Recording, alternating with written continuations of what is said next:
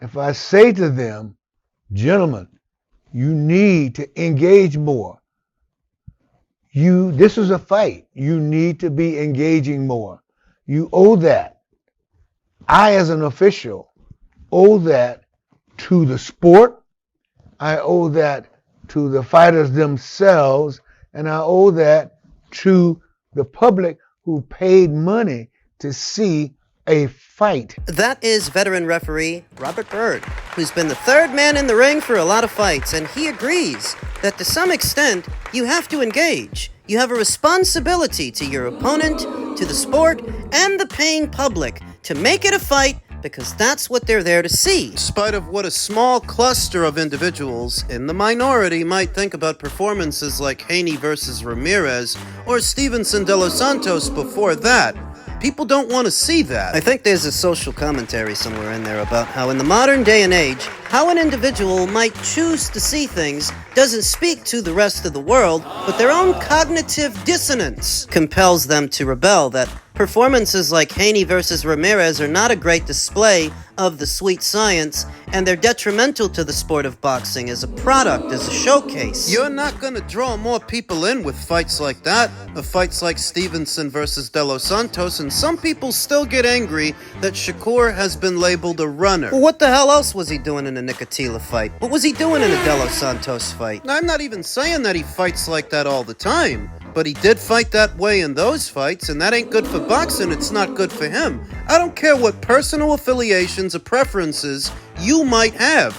That guy was getting booed at his own fight. Or did you forget, as the ESPN production team panned over to people that were getting up and leaving before the fight was over, as the Boo Birds rained down on Shakur Stevenson? Do you remember that they were calling for Navarrete to come back out because he was on the undercard? They were calling for him, and you think that's a good thing or worse? You just want to ignore it, based on your own personal preferences. So after the Times Square bill, we had a conversation right here on the channel during one of the live streams, and I believe that it was Jason who said that in other sports, rules are actually implemented to keep the sports digestible, to keep them entertaining, because if they're not entertaining, then why would anybody watch? This happens with other sports. It needs to happen in boxing. There needs to be some governance that ensures the fighter will fight, the fighter will engage, that we don't get more Roadrunner Speedy Gonzalez performances like what we got from Shakur Stevenson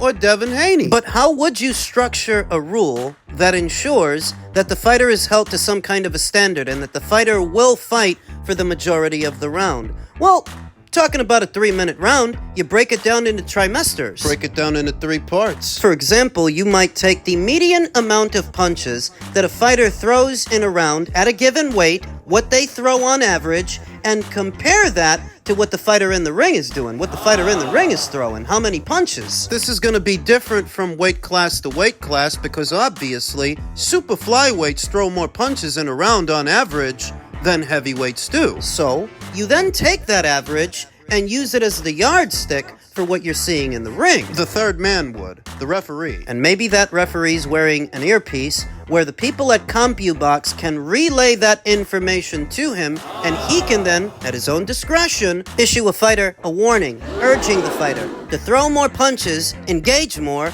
or he's going to deduct a point. You can do this with CompuBox, or you can do this with Jabber, to where the information is fed to the referee in real time, and then at his discretion, he issues the warnings, or, if worst comes to worst, he deducts a point. Now, do I expect to see something like this implemented in the sport of boxing? No. I'm of the opinion that things aren't consistent in the sport of boxing on purpose. It leaves wiggle room for the shenanigans and the chicanery that the same thing that lost William Skull the Canelo fight should have also lost Devin Haney the Jose Ramirez fight, because they fought the same fight. But for those situations where the house fighter might also be the runner, you might need that chicanery to keep that fighter an unbeaten fighter. That if you haven't seen reform in some areas of the sport, it's because the sport doesn't actually want reform. For God's sake, it's 2025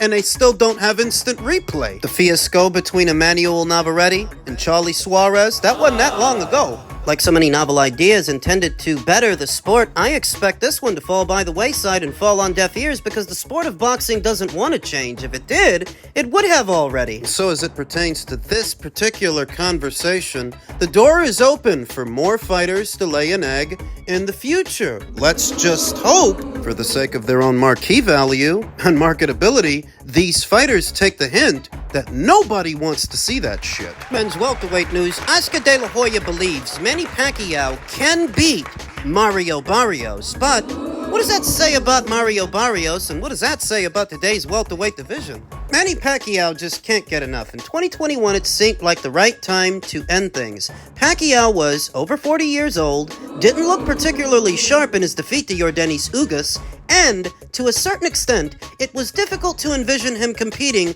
with the rest of the welterweight division's top dogs. Maybe, just maybe, he felt the same, leading him to announce his retirement. Now, however, he's officially changed his mind, like so many boxers do. They're never really gone. Not when they're given a choice. Recently, Pacquiao took to his social media to announce his upcoming showdown against current WBC welterweight champion Mario Barrios on July 19th. A pay-per-view, of course. At the age of 46, Manny Pacquiao, 62-8 with 2 draws and 39 knockouts, will be facing someone more than a decade and a half younger and seemingly in the mid of his prime. Some call it a suicide mission, others call it impractical. Oscar De La Hoya, on the other hand, believes a win for Pacquiao is incredibly feasible. Absolutely, De La Hoya told a large group of reporters when asked if Pacquiao has what it takes to win. Manny Pacquiao's a legend.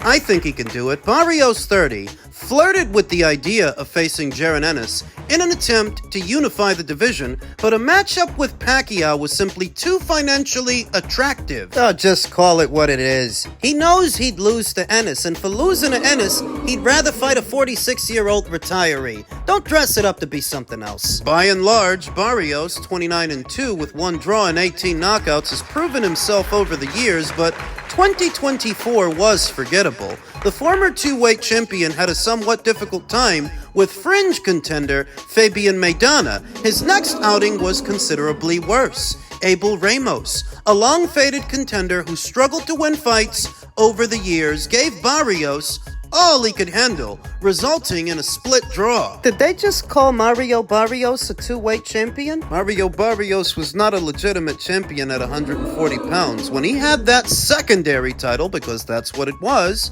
Josh Taylor was undisputed champion. So what are these journos trying to do now? Validate the assembly line of belts the WBA and the WBC come up with? It sounds like it if you're gonna call Mario Barrios a two-weight champion. This fight is only made possible by a flaccid and weakened welterweight division that isn't teeming with talent the way that it used to. Paulie Malignaggi said as much. You called it flaccid? No, I did that. Welterweight division is the weakest it's ever been. I think It it's is. I mean, at least in my life, it's very bad. It's really poor. And so there is an opportunity to step in. I think if the welterweight division was more competitive, I think Manny wouldn't come back. I think he's picking a moment where he sees an opportunity. Mario Barrios not only continues to not impress, he looks like he's getting worse, and he wasn't that good to begin with. It just, in a weak welterweight division, a guy like that has picked up a title. So I think Manny sees an opportunity to step in and sort of, create a historic moment for himself. think Paulie's just calling it down the middle, just saying what it is. If the welterweight division were teaming with more fighters like, say, Terrence Crawford or Jaron Ennis, would Manny have even come back? If he had to go through a Jaron Ennis to get a title, that every single titleist were the same caliber of fighter as a Jaron Ennis, would Manny be fighting for a title now? Just call a spade a spade. He's targeting Mario Barrios because he's the weakest link, he's low-hanging fruit, and that's why Mario's targeting him. Because at 46 years old, 3 years removed from the sport, coming right off of a loss, Manny's low-hanging fruit too. he looked old 3 years ago. What, he's supposed to look young 3 years later? This fight isn't getting the outrage that it should. When Jake Paul fought Mike Tyson, that was bad. But this is worse, because Mario's a champion the way it's being covered. Pay attention to a guy who goes by the name Dan the Boxing Man on Twitter.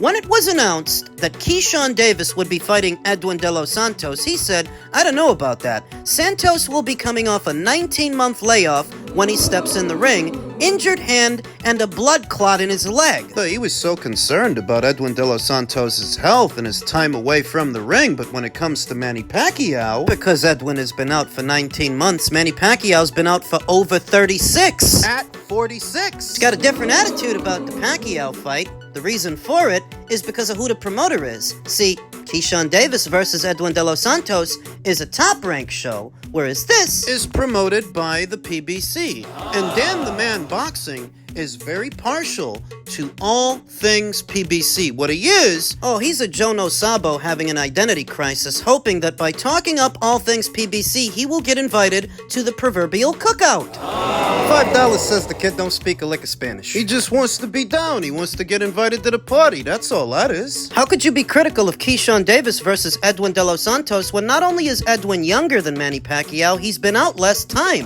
Manny's older and has been out longer. And unlike the Pacquiao fight, it's not going to cost you anything extra to see Keyshawn fight Edwin, whereas for the Pacquiao fight, that's going to run you $80. That's a pay-per-view. You've got to pay to see if Manny's so shot he can't beat Mario, or if Mario's so shit he can't beat Manny. Oh, the fight might be competitive for all the wrong reasons. It's either Mario sucks that bad or Manny Pacquiao's just that old. You know, it's like Paulie said. What makes this fight possible is a weakened welterweight division. It's honestly worse than I've ever seen it. It's worse than it's ever been. In men's heavyweight news, Eddie Hearn outlines plan for Anthony Joshua following successful elbow surgery. Yokohama, Japan. Eddie Hearn has confirmed that Anthony Joshua has undergone successful elbow surgery and is already plotting a return for the heavyweight. Joshua has not fought since his fifth-round stoppage defeat to Daniel Dubois in September of last year. There was a deal for Joshua to rematch Dubois, but the former world champion had been suffering with an elbow injury and would require surgery. Hearn has now revealed that Joshua has now completed a successful operation on the injured elbow. The promoter is now looking at making a big fight for Joshua, but believes they need to let things play out in the heavyweight division first. Alexander Usyk and Daniel Dubois will collide on July 19th to decide the undisputed heavyweight champion, while Tyson Fury continues to flirt with the possibility of a return. He's had the operation, which went really well, and now it's just sort of rehabbing it, Hearn told Boxing Scene. I believe about 6 weeks till he can punch again properly, and that kind of lends itself to a September, October, or November fight. That gives us a chance to see what happens with Dubois against Usyk. That gives us a chance to see if Mr. Fury will ever return, and maybe something else. But he's definitely fighting this year and looking forward to it. But that's not all, folks. Anthony Joshua is said to be negotiating a 3-fight deal with Turkey LL Sheik's Riyadh season. Anthony Joshua 3-fight deal talks are heating up, with sources close to No Smoke Boxing suggesting that the former heavyweight champion is negotiating a lucrative agreement with Turkey LL Sheik and Riyadh season. The proposed deal would lock Joshua in for 3 high-profile bouts in Saudi, with 2 potential showdowns against Tyson Fury on the table, and a third option reportedly involving either Dillian White or Jared Anderson. Him again? The deal, still in negotiations, would see Joshua become a central figure in Saudi Arabia's ongoing campaign to host the biggest events in boxing. He already has history in the region, having reclaimed his world titles in Diriyah against Andy Ruiz back in 2019, and facing Alexander Usyk in a 2022 title rematch in Jeddah. Joshua also has been named ambassador for Riyadh season, making this move a natural decision. The real headline here, however, is the prospect of not just one, but two fights against Tyson Fury after Fury's back-to-back defeats to Alexander Usyk. A Joshua rivalry is once again on the table and could come with even higher stakes as both men seek redemption and relevance at the top of the heavyweight division. A two-fight series between the British rivals would finally settle a decade-long debate and could become the highest-grossing matchups in UK boxing history. The caveat is, if this fight happens in Saudi, I don't think the Brits are going to be happy about that. Alongside the Tyson-Fury clashes, the third fight in the rumored agreement is likely to be a high-profile bout of its own. Dillian Whyte, a longtime domestic rival, is one option, having shared a fiery history with Joshua spanning back to their amateur days. Alternatively, unbeaten American contender Jared Anderson has emerged as a potential name, a rising star who could bring global intrigue and a tough, stylistic challenge. I don't know why they said he's unbeaten. Did they not see the Martin Bacoli fight? While nothing is confirmed, the pieces make sense. Joshua is still one of the biggest names in the sport, and with Turkey openly committed to staging the historic fight nights, bringing AJ into a 3-fight agreement would anchor Saudi Arabia's next wave of boxing dominance. Tyson Fury is still dangling that carrot as to whether or not he's going to come back. If you ask me, he's about to. That's the only reason we're seeing him. He can say what he wants publicly, and he can double back on it later. Like he usually does. I think we're on the eve of Tyson Fury's ring return, as far as this other fight that Anthony Joshua is supposed to have, because it's supposed to break down to where there's 2 Tyson Fury fights and one other. That's the fight that I think is going to kick off the deal. Anthony's going to come back. He's going to fight a guy because he's been out for a minute. The night of, it will likely have been a year's time since the Dubois fight. So, that could be Dillian Whyte. That could be Jared Anderson. Now, Jared Anderson has made at least one Riyadh season appearance, but when he did, it did not go his way. So, why would he go back? Put simply, the money. The money it pays out to fight Anthony Joshua, let alone at Riyadh season, I think will be enough to get him back there. And the perception that Anthony Joshua is damaged goods, Jared Anderson and his team may like their chances. So, could happen that way, or could be a Dillian Whyte rematch. They've been planning a rematch between him and Anthony for years now. Several different instances. Off and on. This will likely be the fight that Anthony comes back with. And if he takes care of business, he goes into not one, but 2 Tyson Fury fights, though the idea that that domestic grudge match would happen anywhere but the United Kingdom, I don't think that's going to sit well with the Brits. I think you need to do that one at Wembley, not Saudi. It's just being honest. There are some fights it makes sense to outsource to Saudi Arabia, but I can't say that that's one of them. If you thought the reception for Conor Benn versus Chris Eubank was big, just imagine if it's those 2 guys fighting. It'll be exponentially bigger. This news is preliminary and it should be treated as such, but just addressing it, I don't think the Brits are going to like the idea of that fight happening in Saudi.